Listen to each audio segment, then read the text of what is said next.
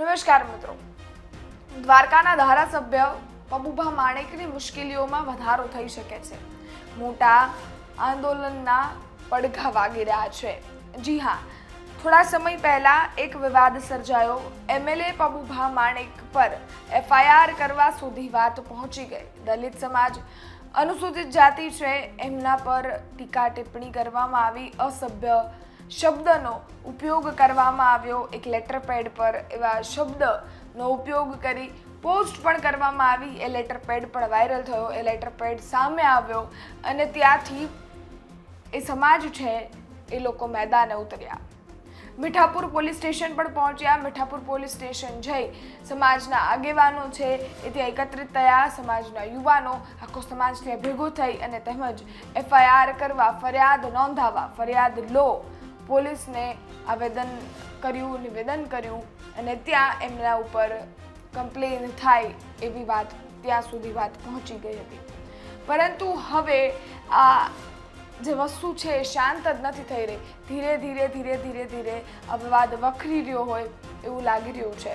ફરી એકવાર એક વિડીયો સામે આવ્યો છે જેમાં સમાજના આગેવાનો છે એ આહવાન કરી રહ્યા છે અને શું કહેવામાં આવી રહ્યા છે એ આગેવાનો દ્વારા તે સાંભળો, ત્યારબાદ વધુ વાત કરીએ. 6/2026 ના રોજ મીઠાપુર મુકામે એક દલિત સમાજ દ્વારા પ્રતિકાર મહાસંમેલનનું આયોજન કરેલ છે કે જેની અંદર પ્રકાશરાવ આંબેડકર, જે બાબા સાહેબ આંબેડકરના પૌત્ર છે, તે 14/6/2026 રવિવારે ડોક્ટર આંબેડકર ભવન મીઠાપુર માં સમય સાંજે 5 કલાકે એક દલિત સમાજનું મહાપ્રતિ સંમેલન છે.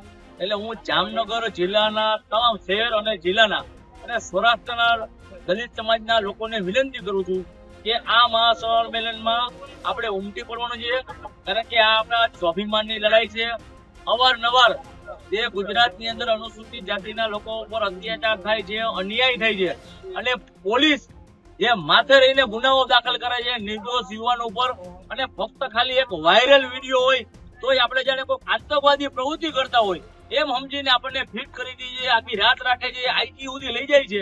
એના માટે આપણે એક પ્રતિકાર મહાસંમેલન કે જેની અંદર ડોક્ટર બાબા સાહેબ આંબેડકરના પૌત્ર આવે છે, એટલે આપણા માટે બહુ ગર્વની વાત છે. એટલે હું સૌરાષ્ટ્રના તમામ દલિત ભાઈઓ અને બહેનોને વિનંતી કરું છું કે ભાઈ તમે એ સંમેલનમાં આવવા અને ઉમટી પડવા મારી તમને ભાવભર્યું વિનંતી છે. આપણે સાંભળ્યું શું કહેવામાં આવ્યું.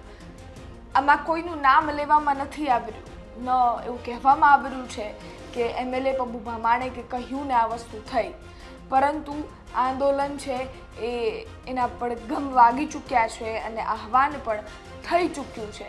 સાથે જ એવી પણ વાત કરવામાં આવી છે કે જ્યારે અમારું સમાજનું કોઈ જ પણ વસ્તુ વાકમાં આવતા હોય તો તરત જ એફઆઈઆર થતી હોય છે, વસ્તુઓ થતી હોય છે. પરંતુ જ્યારે એ જ વસ્તુ કોઈ બીજા યુવાન સામે અથવા તો કોઈ રાજકારણ સાથે જોડાયેલા વ્યક્તિ સાથે થતું હોય છે તો એ જ કાર્યવાહી મોડી પડી જતી હોય છે. આવા આક્ષેપ પણ કરવામાં આવ્યા છે અને એટલે જ આ લોકોને સમાનતા જોઈએ છે, ન કોઈ જ વસ્તુ. આ ઘટનાઓ છે એનાથી એક જ વસ્તુ સાબિત થાય છે, ઉપર નીચે કંઈ નહીં, આ લોકોને સમાનતાથી જોવામાં આવે અને સાથે જ આ આંદોલન જે કરવામાં આવી રહ્યું છે એમાં બધા જ યુવાનો અને સાથે જ એ વિસ્તારના અને આખા સમાજને આહવાન કરવામાં આવ્યું છે આગેવાનો દ્વારા. એવી પણ વાત કરવામાં આવી છે. બોલ્યા વગર વાત કહી દેવામાં આવી છે. અને હવે જો આ આંદોલન થશે તો શું પબુભા માણેક છે એની મુશ્કેલીઓમાં વધારો થશે? તમને શું લાગે છે? તમારું શું માનવું છે? કોમેન્ટ ચોક્કસથી કરજો. આ લેટર પેડને લઈને પણ આપના શું અભિપ્રાય છે? આ બીજાએ લખ્યું છે કે ભૂલથી થઈ ગયું છે? શું નેતાજીને ખબર નહોતી કે આ શબ્દનો ઉપયોગ ન થાય? ક્યાંક થાપ ખાઈ ગયા?